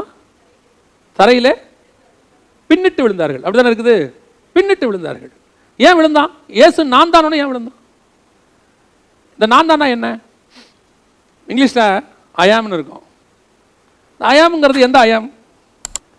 யாத்ராகமம் 3ஆம் அதிகாரத்தில் மோசே, உங்களுடைய நாமம் என்னவென்று கேட்பார்களே.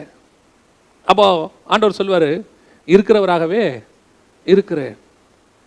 அதுக்கு இங்கிலீஷில் என்ன இருக்குன்னா, ஐயாம் ஹூ ஐயாம் அப்படின்னு இருக்கு.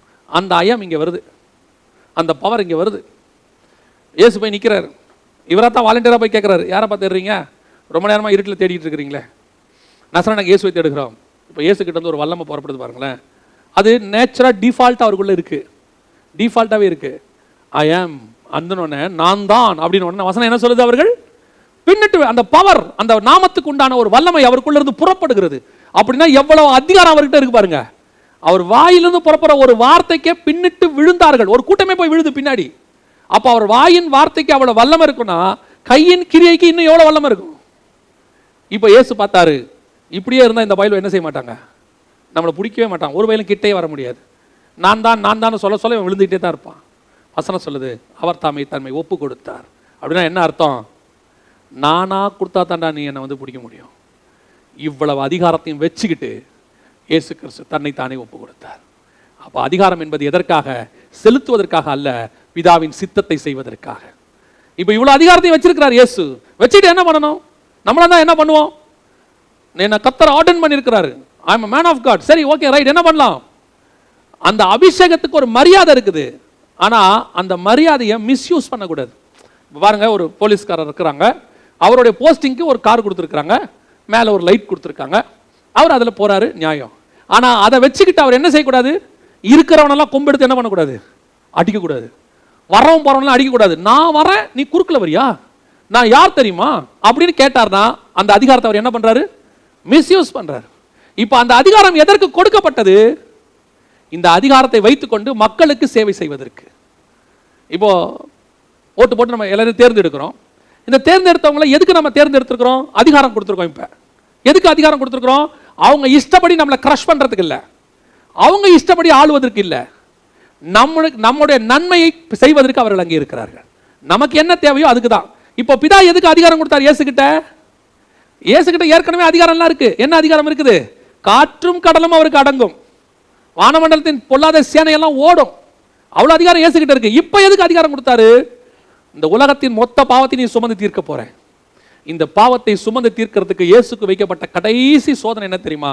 இப்போ உன் கையில முழு அதிகாரத்தையும் கொடுத்துருக்கிறேன், இதுல எல்லாத்தையும் வச்சுக்கிட்டு நீ அடி வாங்கணும். இது எல்லாத்தையும் வச்சுக்கிட்டு அவன் கெட்ட வார்த்தை பேசுவான், அதை நீ கேட்டுக்கணும். இவ்வளவு அதிகாரத்தையும் உன் கையில வச்சுக்கிட்டு அவன் கேட்பான், நீ தேவனுடைய குமாரன் கீழே இறங்கி வா அப்படின்பா. அமைதியா இருக்கணும். அதுதான் உனக்கு கொடுக்கப்பட்ட அதிகாரத்துக்கு பிதா வச்சிருக்கிறதான டெஸ்ட். இன்னைக்கு என் கையில கொடுக்கப்பட்ட அதிகாரத்தை வச்சு நான் என்ன செய்யறேன்? ஏன் இஷ்டப்படி. இயேசு போய் கெத்செமனேல ஜெபம் பண்றார். என்ன பண்றார் தெரியுமா? பிதாவே, இது இந்த பாத்திரத்தை உமக்கு சித்தமானால் என்னை விட்டு நீங்கும்படி செய்யும், ஆகிலும் என் சித்தத்தின்படி அல்ல. பிதா இப்ப எல்லாத்தையும் அவருக்கு ஒப்பு கொடுத்துட்டாருங்க. அவர் நினைச்சா என்ன வேணாலும் செய்யலாம், அவர் நினைச்சா என்ன வேணாலும் செய்யலாம். ஆனா அப்பையும் கூட ஆண்டவரே, என் சித்தம் அல்ல உம்முடைய சித்தம். பல நேரங்களில் இல்லாமையில் நம்ம தேவ சித்தத்தை செய்யறது ரொம்ப ஈஸி தெரியுமா உங்களுக்கு? குறைவுகள் இருக்கும்போது நம்மக்கிட்ட காசே இல்லை. இப்போ ஆண்டவர் சமூகத்தில் உட்காந்து, ஆண்டவரே நீரே எனக்கு கொடுங்கன்னு கேட்கும் போது அவர் கொடுப்பாரு. அது தேவ சித்தமாக தான் இருக்கும், ஏன்னா அவர் தானே கொடுக்குறாரு. இப்போ மொத்த பணமும் நம்ம கையில் இருக்கும்போது தேவ சித்தத்தை செய்யறது தான் கஷ்டம். ஏன்னா இப்போ பணம் இருக்கு, நம்மக்கிட்ட ப்ராஜெக்ட்ஸ் இருக்குது, அதை செய்யறதுக்கு பலனும் இருக்கு. நம்ம நினைச்சா என்ன செய்யலாம்?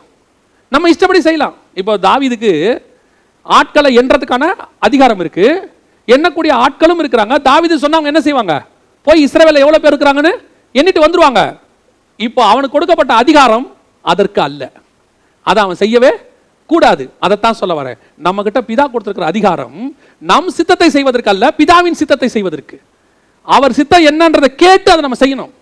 இன்னைக்கு நமக்கு அதிகாரம் கிடைச்ச உடனே ஊழியத்தின் பாதையிலையோ ஆவிக்குரிய வாழ்க்கையிலையோ நீங்க கஷ்டப்படும் போது பிதா பார்க்கறாரு, ஐயோ இவங்க கஷ்டப்படுறாங்களே, இந்த கஷ்டத்துல உண்மையா இருக்கிறாங்களே, இந்த உபத்திரவத்துல உண்மையா இருந்தாங்களே, ஊழியத்தின் பாதையில ஆரம்ப காலத்துல வரும்போது இவங்க இவ்வளவு கஷ்டப்பத்திலையும் இடத்துல உண்மையா இருந்தாங்களேன்னு பார்த்துட்டு பிதா என்ன செய்யறாரு? கொஞ்சம் அதிகாரத்தை நமக்கு தர்றாரு. அந்த அதிகாரம் வந்த உடனே என்ன வருது? மிஸ்யூஸ் பண்ண ஆரம்பிக்கிறோம். இப்ப இயேசு கிறிஸ்து அந்த அதிகாரம் வந்த உடனே கால்களை கழுவ தொடங்கினார். தாழ்மை வருது பாருங்க. எல்லாரை விட அழகா ஒருத்தனை படைச்சாரு. யாரை படைச்சாரு? பிசாசை படைச்சார். பிசாசு படைச்சு எல்லாரை விட அழகா படைச்சு அவனை கொண்டு போய் காப்பாற்றுவதற்காக உண்டாக்கப்பட்ட கேருப். இந்த கேருபை வச்ச உடனே இவனுக்கு ஒரு ஆசை வருது, நம்ம ஏன் அந்த இடத்துக்கு போகக்கூடாது, நம்ம ஏன் அங்கே போய் சிங்காசனத்தை போடக்கூடாது. இவனுக்கு எல்லா அதிகாரம் கொடுத்துருக்காரு. காப்பாற்றுவதற்காக உண்டாக்கப்பட்ட கேருப், இவனுக்கு முழு அதிகாரமும் கொடுத்துருக்கிறாரு. சிருஷ்டிப்புக்கும் தேவனுக்கும் நடுவில் இவன் தான் இருக்கிறான், முழு அதிகாரம் இருக்கு. இப்ப இவன் பார்க்கறான், நான் இன்னும் அங்க போனா இப்படி நல்லா இருக்கும். இதைத்தான் இயேசு கிறிஸ்து பிலிப்பியர் 2ஆம் அதிகாரத்துல வசனம் சொல்றது 6ஆம் வசனத்துல, அவர் தேவனுடைய ரூபமாய் இருந்தும் தேவனுக்கு சமமாய் இருப்பதை கொள்ளையாடின பொருளாய் எண்ணாமல். இப்ப பிதா அவருக்கு ஈக்குவல் ஆக்கிட்டாரு, எல்லாவற்றையும் ஒப்பு கொடுத்துட்டாரு. அதுதான் யோவான் 13. பிதா எல்லாத்தையும் ஒப்பு கொடுத்துட்டார், அவர் தேவனுக்கு சமமா ஆக்கிட்டார், தனக்கு ஈக்குவலா மாத்திட்டார் இயேசுவை. எல்லாம் ரெடி ஆயிடுச்சு. இப்ப இயேசு என்ன பண்ண போறாரு பார்க்கறாரு. இதான் டெஸ்ட். ஏன் இதே டெஸ்ட்டை ஒருத்தனுக்கு நான் வச்சேன், லூசிஃபர்னு ஒருத்தனுக்கு அப்படியே கொண்டு எனக்கு கீழே ஒரு ஸ்டெப்பு கீழே கொண்டு வச்சேன். அவன் என்ன செஞ்சான்?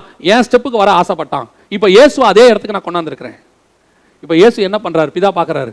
இயேசு வசனம் சொல்லுது, தம்மை தாமே வெறுமையாக்கி தேவனுக்கு சமமாய் இருப்பதை கொள்ளையாடின பொருளாய் எண்ணாமல். நீங்க என்ன வச்சுட்டீங்க ஆண்டவரே, ஆனா நான் அதை என்ன நினைக்கல, உங்களுக்கு சமமா இருக்க நினைக்கல, நான் அடிமையின் ரூபம் எடுத்து. இன்னைக்கு கடைசி காலத்தில் கொஞ்சம் பேர் என்ன சொல்லிட்டு இருக்கிறாங்கன்னா, நாம தேவனுக்கு ஈக்குவல், நாமெல்லாம் தேவர்கள், we are gods, நாமெல்லாம் கடவுள்கள், நான் கடவுள் அப்படின்லாம் ஒரு குரூப் சொல்லி தெரியுது. கிறிஸ்தவத்தில் சொல்றேன். இயேசு கிறிஸ்துவே வசனம் சொல்லுது, தேவனுக்கு சமமாய் இருப்பதை கொள்ளையாடின பொருளாய் எண்ணாமல். அவரே தன்னை தாழ்த்திக்கிட்டாராமா, அவரே தன்னை தாழ்த்திக்கிட்டாரு. பிதா அவரை கொண்டு வந்து உட்கார வச்சுட்டார் தமக்கு சமமா. இவங்க எல்லாம் அதுக்கு கால் தூசிக்கு கூட வர மாட்டாங்க. இவங்க எல்லாவற்றையும் அவருக்கு தாழ்த்தின இயேசு, இயேசுக்கு எல்லாத்தையும் தாழ்த்திட்டார் பிதா, எல்லாத்தையும் கொடுத்துட்டார், எல்லா அதிகாரத்தையும். அவ்வளோ வாங்கின இயேசுவே அமைதியா எஞ்சி காலை கழுவுறாரு. இதுகிட்டலாம் ஒண்ணுமே இல்லை. இவங்கெல்லாம் போடுற போடு இருக்கு பாருங்க. நல்ல வேலை பிதா இவங்களுக்கு அந்த இடத்த கொடுக்கல. கொடுத்துட்டாங்கன்னா பிதாவே இவங்க ஒரு ரேஞ்சுக்கு பேசியிருப்பாங்க. இன்னைக்கு அப்படிதான் நடக்குது. லூசிஃபருடைய ஆவி அது. லூசிஃபர் தான் என்ன பண்ணுவான் தெரியுமா? நான் அந்த இடத்துக்கு போனோம், நீங்கள் தேவர்களைப் போல இருப்பீர்கள். அந்த ஆசை யாருக்கு வந்துச்சு? ஆதாமுக்குள்ள வந்துருச்சு. ஆனால் வசனம் சொல்றது, இயேசு என்ன செய்தாராம் தெரியுமா? எல்லா அதிகாரத்தையும் வாங்கின பிறகு தன்னை அடிக்க ஒப்பு கொடுத்தார். பிதாவின் சித்தத்தை நிறைவேற்றுவதற்கு தன்னை ஒப்பு கொடுத்தார். இன்னைக்கு முழு அதிகாரத்தையும் ஆண்டவர் எதுக்கு உங்களுக்கு கொடுத்துருக்காரு தெரியுமா? நம்முடைய சித்தத்தை செய்வதற்கு அல்ல, தேவனுடைய சித்தத்தை செய்வதற்கு. உங்கள் வாழ்நாள் முழுவதும் தேவனுடைய சித்தத்தை செய்வதற்கு தான் அதிகாரம் கொடுக்கப்பட்டிருக்கு. ஒரு உலகத்தானே சொல்கிறாங்க அதிகார துஷ்பிரயோகம்ங்கிறான். ஏன்? கொடுக்கப்பட்ட அதிகாரத்தை அவனுக்குன்னு பயன்படுத்தினா அதுக்கு பேர் என்னது? அதிகார துஷ்பிரயோகம். கொடுக்கப்பட்ட அதிகாரத்தை சட்டத்துக்கு புறம்பா பயன்படுத்தினா அதுக்கு பேர் என்னது? அதிகார துஷ்பிரயோகம். அப்ப அதே மாதிரி நமக்கு பிதா அதிகாரத்தை கொடுத்திருக்கிறார். அதை பிதாவின் சித்தத்தின்படி பயன்படுத்தினாதான் அது சரியான அதிகாரம். நம்ம இஷ்டப்படி செஞ்சு நம்முடைய சுய சித்தத்தை நிறைவேற்றுவதற்கு அதை பயன்படுத்தினா அது அதிகார துஷ்பிரயோகம். இப்ப இயேசு அதிகாரத்தை பெற்றுக்கொண்ட பிறகு தன்னைத்தானே தாழ்த்தினார், வெறுமையாக்கினார், கால்களை கழுவினார். உங்களை ஆண்டவர் ஒரு ஸ்தானத்துக்கு உயர்த்துறாரா? தாழ்மையோடு இருங்க. ஆண்டவர் ஒரு ஸ்தானத்துக்கு உங்களை உயர்த்துறாரா? பொறுமையோடு இருங்க. உடனே உங்களுக்குள்ள என்ன வந்துடக்கூடாது? பெருமை வந்துடக்கூடாது, மமதை வந்துடக்கூடாது. ஒருவேளை உங்களுக்கு ஒரு டேலண்ட் இருக்கும், அந்த டேலண்ட்டில் கர்த்தர் கொஞ்சம் உயர்த்துவார். அந்த உயர்வு வந்த உடனே நீங்கள் என்ன பண்ணிடக்கூடாது? நான் யார் தெரியுமா, எங்கிட்ட இருக்க டேலண்ட் என்ன தெரியுமா, என்ன மாதிரி பாட முடியுமா, என்ன மாதிரி பாட்டு எழுத முடியுமா, என்ன மாதிரி இசை வாசிக்க முடியுமா, என்ன மாதிரி பிரசங்கம் பண்ண முடியுமா, என்ன மாதிரி ஆட முடியுமா, ஓட முடியுமான்னு கேட்கக்கூடாது. முடிவு பரியந்தம் தன்னை தாழ்த்தினார், சிலுவையின் முடிவு பரியந்தம். இவ்வளோ அதிகாரத்தையும் வச்சுக்கிட்டு சிலுவையில் அந்த கேள்வி கேட்குறான் அவரை, பொறுமையோடு கூட சகித்தார். அப்போ இவ்வளோ அதிகாரம் எனக்கு எதுக்குங்க? இவ்வளோ அதிகாரம் எனக்கு எதுக்கு? இயேசு சிலுவையில் மரணத்தை, அந்த பிதாவின் சித்தத்தை செய்வதற்கு தான் இவ்வளோ அதிகாரம் கொடுக்கப்பட்டது. அந்த அதிகாரத்தை வச்சுக்கிட்டு இயேசு என்ன பண்ணணும்? அந்த மரணத்தை ஏற்று பிதாவின் சித்தத்தை செய்யணும். அதுக்கு தான் அதிகாரமே. உங்களுக்கு எனக்கும் ஆண்டவர் அதுக்கு தான் அதிகாரத்தை கொடுத்திருக்கிறார். எதற்காக? பிதாவின் சித்தத்தை செய்வதற்கு. கடைசியாக இப்போ இயேசு எல்லாத்தையும் ஜெயிச்சிட்டார். நான் சொல்லிட்டு முடிக்கிறேன். இயேசு எல்லாத்தையும் ஜெயிச்சிட்டார், எல்லாம் பக்காவாக முடிஞ்சிடுச்சு. இயேசு மரணத்தில் உயிரோடு கூட எழுந்துட்டார். இப்போ அவர் எங்கே இருக்கிறாரு? வசனம் சொல்லுது, சங்கீதம் 110:1 வாசிங்க பார்ப்போம். கர்த்தர் என் ஆண்டவரை நோக்கி, நான் உம்முடைய சத்துருக்களை உமக்கு பாதப்படியாக்கி போடும் வரைக்கும். இப்போ பிதாவினுடைய வலது பார்சத்தில் யார் இருக்கிறது? இயேசு இருக்கிறார். இப்போ இயேசு சக்சஸ் பண்ணிட்டாரு, பிதாக்கு கீழ்ப்படிஞ்சிட்டாரு, அடிமையின் ரூபம் எடுத்தாரு, கால்களை கழுவினாரு, தொடச்சாரு, சிலுவையின் முடிவு பரியந்தம் தன்னை தாழ்த்தினார், மரணத்தையும் எய்து விட்டார், உயிரோடு கூட எழுந்து விட்டார். இப்போ அதிகாரம் எதுக்கு? அந்த வெளிப்படுத்தின விசேஷம் 2ஆம் அதிகாரம் 26 திருப்பி வாசிங்க பார்ப்போம். ஜெயங்கொண்டு முடிவு பரியந்தம் என் கிரியைகளை கை கொள்ளுகிறவன் எவனோ அவனுக்கு நான் என் பிதாவினிடத்தில் அதிகாரம் பெற்றது போல ஜாதிகள் மேல் அதிகாரம் கொடுப்பேன். இப்ப இயேசு ஜெயிச்சிட்டார் தானே? இப்ப இயேசு ஆளுகை செஞ்சிட்டாரா இல்லையா? இயேசு ஜெயிச்சிட்டாரு, அவர்கிட்ட அதிகாரம் பிதா கொடுத்துட்டாரு. அதிகாரத்தை வாங்கி மரணம் அடைந்து உயிரோட எழுந்து வலது பார்சத்துல உட்கார்ந்துட்டாரு. இப்ப இயேசு ஆளுகை செய்யறாரா இல்லையா? வாசிங்க எபிரேயருக்கு நிருபம் 10ஆம் அதிகாரம் 13வது வசனம் வாசி. எபிரேயர் 10:13 வாசி. இனி தம்முடைய சத்துருக்களை தமது பாதபடி ஆக்கி போடும் வரைக்கும் காத்து கொண்டிருக்கிறார். காத்து கொண்டிருக்கிறார், அப்படிதானே இருக்கு. அப்போ இயேசு ஜெயிச்சிட்டாரு, உயிரோடு கூட எழுந்துட்டாரு, பிதாவின் சித்தத்தை 100% செஞ்சு முடிச்சிட்டாரு. இப்போ பிதாவும் அவருக்கு எல்லா அதிகாரத்தையும் கொடுத்துட்டாரு. ஆனா பிதா சொல்றாராம், உங்களுடைய சத்துருக்களை பாதபடியாக்கி போடும் வரைக்கும் நீ என்ன செய்ய? கொஞ்ச நேரம் வெயிட் பண்ணுங்க. எத்தனாயிரம் வருஷமா இயேசு வெயிட் பண்ணிட்டு இருக்கிறாரு? 2000 வருஷமா பிதாவுக்கு வலது பார்சத்தில் உட்காந்துருக்கிறாரு. இப்போ எதுக்கு பிதாவை நான் உட்காந்துருக்கணும்? நான் தான் நீங்க சொன்னதெல்லாம் செஞ்சு முடிச்சுட்டேனே, செஞ்சு முடிச்சு வலது பார்சத்தில் வந்து உட்காந்துட்டேனே. பிதா சொல்றாரு, உங்களுடைய சத்துருக்களை பாதபடியாக்கி போடும் வரைக்கும் நீங்க கொஞ்ச நாள் வெயிட் பண்ணுங்க. காத்து கொண்டு இருக்கிறார். இது அதை விட கஷ்டம் தெரியுமா உங்களுக்கு? அதிகாரம் வந்து ஜெயிச்சு ப்ரூஃப் பண்ணி எல்லாம் பண்ண பிறகு காத்திருப்பு பட்டியல் இருக்கிறார் இயேசு. இப்போ இயேசு எதுல இருக்கிறாரு? காத்திருப்பு பட்டியல். எதுக்கு? இந்த சபையின் காலம் முடிஞ்சு 1000 வருஷ அரசாட்சின்னு ஒன்று வரும். அந்த 1000 வருஷ அரசாட்சியில் தான் இயேசு என்ன செய்ய போறாரு? இரும்பு கோலால் ஆளுகை செய்ய போகிறார். அந்த இரும்பு கோலால் ஆளுகை செய்கிற வரைக்கும் நீ என்ன செய்யுங்க? என்னோட வலது பார்சத்தில் உட்கார்ந்துருங்கன்னு பிதா சொல்லிட்டாரு. இயேசு கிறிஸ்து எங்க உட்கார்ந்துருக்கிறாரு? அங்கேயே உட்கார்ந்துருக்காரு. எவ்வளவு நாளா உட்கார்ந்துருக்காரு? 2000 வருஷமா. இதுதான் கீழ்ப்படிதலுடைய உச்சம். நான் நீங்க சொன்னதெல்லாம் செஞ்சு முடிச்சிட்டேன், 100% ஃபினிஷ்ட், சக்சஸும் பண்ணிட்டேன். இனி நான் தோக்கவே முடியாது, ஏன்னா உயிரோடு எழுந்துட்டேன். பரிகரிக்கப்படும் கடைசி சத்ரு மரணம், அதையும் ஜெயிச்சாச்சு. இப்போ நான் என்ன செய்யணும்? வெயிட், கொஞ்ச நாளைக்கு வெயிட் பண்ணுங்க. கேள்வியே கேட்காம வெயிட் பண்ணிட்டு இருக்கிறார் பாருங்க. இன்னைக்கு நாம ஒரு காரியத்தை செஞ்சு முடிச்சு சக்சஸ் பண்ணிட்டோம்னா நமக்கு உடனே போஸ்டிங் போடாட்டி எவ்வளவு கோவம் வருது. நாம ஒரு காரியத்தை செஞ்சு முடிச்சா உடனே ரிவார்டு எதிர்பார்க்கிறோம், உடனடியாக ஒரு பலன் எதிர்பார்க்கிறோம். இன்னும் எனக்கு கொடுக்கல, நான் வந்துட்டு இத்தனை வருஷத்தை கிளியர் பண்ணிட்டு ஆஃபீஸில் நியாயமாக எனக்கு ப்ரொமோஷன் வந்திருக்கணும், இன்னும் எனக்கு வரல, அநியாயம் நடக்குது, எனக்கு கீழே இருக்கிறவெல்லாம் மேலே வந்துட்டான், தேவன் இருக்கிறாரா இல்லையா, நானும் எவ்வளோ நாளாக ஜெபம் பண்ணுறேன், கர்த்தர் ஜெபத்துக்கு பதிலே தர மாட்டார். எவ்வளோ முறுமுறுப்பு! நியாயமாக ஏசு எவ்வளோ முறுமுறுக்கணும்? என்னப்பா நீங்கள் போக சொன்னீங்க, போனேன், அடி வாங்க சொன்னீங்க, 33 வருஷம் ப்ரூஃப் பண்ண சொன்னீங்க, ப்ரூஃப் பண்ணேன், அடி வாங்க சொன்னீங்க, வாங்கினேன், சாக சொன்னீங்க, செத்த, உயிரோடு கூட நீங்கள் தான் என்னை எழுப்புனீங்க, பிதாவாகிய தேவன் அவர் உயிரோடு கூட எழுப்பினார் இருக்கு, எழுப்புனீங்க, இப்போ வலது பரிசத்தில் உட்காரு, நீங்கள் உட்காந்துருக்கிறேன். எப்போ வரைக்கும்? பிதாவுக்கு தான் டேட்டு தெரியும், குமாரனுக்கு தெரியாதுன்னு இருக்கு. இப்படி ஒரு தாழ்மையின் ரூபத்தை பார்க்க முடியுமா? அப்படி இருந்தாதான் நீங்களும் நானும் அவரோடு கூட ஆளுகை செய்ய முடியும். சின்ன சின்ன விஷயத்துக்கு நமக்கு என்ன வருது? அதான் வசனம் சொல்லுது, நம்முடைய நேரம் எல்லாம் அவருடைய நேரம் கிடையாது. நம்ம ஒரு டைம் ஃபிக்ஸ் பண்ணிக்கிறோம். இதில் வேற ஒரு சிலர்லாம் ஆண்டவருக்கு டைம் கொடுப்பாங்க, இன்னும் 40 நாள் கர்த்தர் எனக்கு பதில் தந்தே ஆக வேண்டும். தராட்டி என்ன பண்ண போறீங்க? 41வது நாள் இருப்போம். வேற ஒன்றும் பண்ண முடியாது. ஒன்றும் பண்ண முடியலதானே அவருக்கு 40 நாள் டைமே கொடுத்துருக்குறோம். நம்ம ஆட்கள் நிறைய பேர் ஆண்டவருக்கே டைம் கொடுக்கறது, கெடு கொடுக்கறது. யோசிச்சு பாருங்க. அப்பேற்பட்ட தேவன், அதிகாரம் முழுவதையும் பெற்றுக்கொண்ட தேவன், அவர்கிட்ட அத்தாரிட்டி கையில் இருக்கு, ப்ரூஃபும் பண்ணிட்டாரு. ஆனாலும் பிதா சொல்லிட்டாரா இங்கே உட்காருங்கன்னு உட்காந்துருக்கிறாரு. உங்களாலையும் என்னாலையும் கொஞ்ச நாள் உட்கார முடியுதா? அதான் வசனம் சொல்லுது, ஏற்ற காலத்தில் உங்களை உயர்த்த வரைக்கும் என்ன செய்யணுமா? அவருடைய பலத்த கரத்துக்குள் அடங்கி இருங்கள். You must wait. இருக்கிறதுலே ஆவிக்குரிய வாழ்க்கையில் கஷ்டமான விஷயம் என்ன தெரியுங்களா? வெயிட் பண்ணுறது. வேலை வர வரைக்கும் நீங்கள் இயேசு கிறிஸ்துவை எடுத்து பாருங்க. வேலை வந்தது என்று சொல்லி காலம் நிறைவேறின போது ஒவ்வொன்றுத்துக்கும் ஒரு டைம் வச்சிருக்கிறார் ஆண்டவர். உங்கள் உயர்வுக்கும் ஆண்டவர் ஒரு டைம் கொடுத்துருக்கிறார். நீங்கள் ப்ரூஃப் பண்ணியிருப்பீங்க, நீங்கள் சோதனை அனுபவிச்சிருப்பீங்க, நீங்கள் வேதனையை அனுபவிச்சிருப்பீங்க. இன்னும் எனக்கு பதில் வரலையே, இன்னும் கர்த்தர் எனக்கு பதில் கொடுக்கலையே. கர்த்தர் உங்களுக்குன்னு ஒரு டைம் வச்சிருக்கிறார். அந்த டைம் வர வரைக்கும் அவருடைய பலத்த கரக்குள்ள அமைதியாக இருங்க, வலது பாரசத்தில் உட்காந்துருங்க. நீங்கள் ப்ரூஃப் பண்ணியிருக்கிறீங்க. ஒரு நாளும் கர்த்தர் அதை மறக்கிற தேவனே கிடையாது. 5 மாதம் 6 மாதம் எவ்வளோ பேர் எப்படியா போயிட்டாங்க.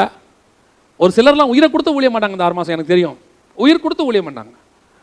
விசுவாசிகளை போய் சந்திக்கணும், எப்படியாவது ஒரு தடவையாவது போய் பார்த்துடணும், விசுவாசிகள் மனசோர்வு அடைஞ்சிடக்கூடாதுன்னு சொல்லி அவங்கள எப்படி சந்திக்கலாம், எந்த விதத்தில் சந்திக்கலாம், கிடைக்கிற வாய்ப்பில் போய் சந்திச்சு ஃபோனை பேசி அதை பண்ணி இதை பண்ணி எப்படியாவது இந்த 5 மாதம் இந்த காலம் முடியும், எப்படியும் சீக்கிரம் முடிஞ்சிடும், நம்ம இந்த விசுவாசியை பார்த்துருவோம் அப்படின்னு காத்திருந்தவங்க எத்தனையோ பேர். இந்த 1ஆம் தேதி ஓப்பன் பண்ண உடனே 6 நாளும் ஆராதனை வச்சிருவோமா? கொஞ்சம் பேர் தான் சொல்கிறாங்க, ஒரு நாளைக்கு 2 வச்சிருவோமா, 3 வச்சிருவோமா? ஏன்? அந்த ஏற்ற காலம் ஒன்று வருகிற வரைக்கும் அந்த வெயிட் பண்ணுற பீரியட் இருக்குல்ல, அது ஒரு மரண வலி. இயேசு அப்படியே உட்காந்துருக்கிறார் பக்கத்தில். இந்த காலம் முடிஞ்சு ஆயிடவர் சரசாட்சி வருகிற வரைக்கும், உடைய சத்துருக்களை பாதபடியாக்கி போடும் வரைக்கும் பலத்த கரத்துக்குள்ள அடங்கிடு. ஆண்டவர் உங்களுக்கு வாக்குத்தத்தம் பண்ணியிருப்பார், அநேக காரியங்களை சொல்லியிருப்பார். அது இன்னும் நிறைவேறலையே நீங்கள் நினச்சிட்டு இருப்பீங்க.